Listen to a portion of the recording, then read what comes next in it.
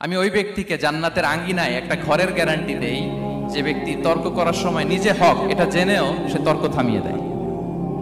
অনেক সময় হয় না, অনেকে পায়ে পাড়া দিয়ে ঝগড়া করতে আসে, এরকম আছে না নাই? আপনি চুপচাপ দেখবেন একটা বাজে কমেন্টস করতেছে, আবার কমেন্টের নিচে কমেন্ট, আবার গালি, হ্যাঁ আছে না এরকম?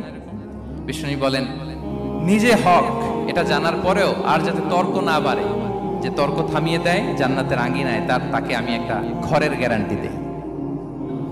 ওয়াবিবাইতিন ফি ওয়াসাতিল জান্নাতি লিমান তারাকাল কাযিবা ওয়া ইন কানা মাযিহান। আর ওই ব্যক্তিকে আমি জান্নাতের মাঝখানে একটা ঘরের গ্যারান্টি দেই যে ব্যক্তি কৌতুক করার সময়ও মিথ্যা পরিহার করে।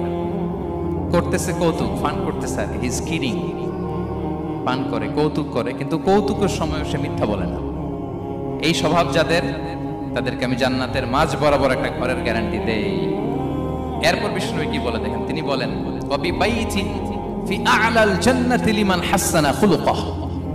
আর জান্নাতের একেবারে হাইস্ট পিক অফ প্যারাডাইস, জান্নাতের সর্বোচ্চ স্তরে আমি একটা ঘর বা একটা বাসভবনের গ্যারান্টি ওই ব্যক্তিকে দেই যে তার আচরণটা সুন্দর করেছে,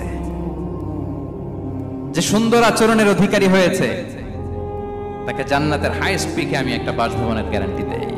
তাহলে বলেন তো আমাদের আচরণটা সুন্দর করার দরকার আছে না নাই? এটা খুব ছোটখাটো একটা আমল, তাই না? কথা বলেন, দক্ষিণ কোরিয়া প্রবাসী ভাইরা আওয়াজ করে বলেন, এটা কি ছোট আমল?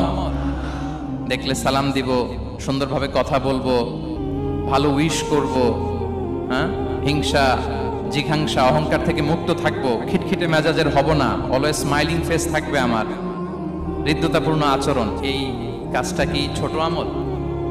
আওয়াজ করে বলেন, এই আমলটা কি ছোট না বড়?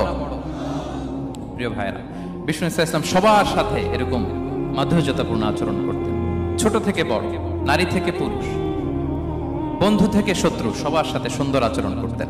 এবং তার এই চমৎকার আচরণে মুগ্ধ হয়ে তার অনেক শত্রু মুহূর্তে তার বন্ধুতে পরিণত হয়েছে।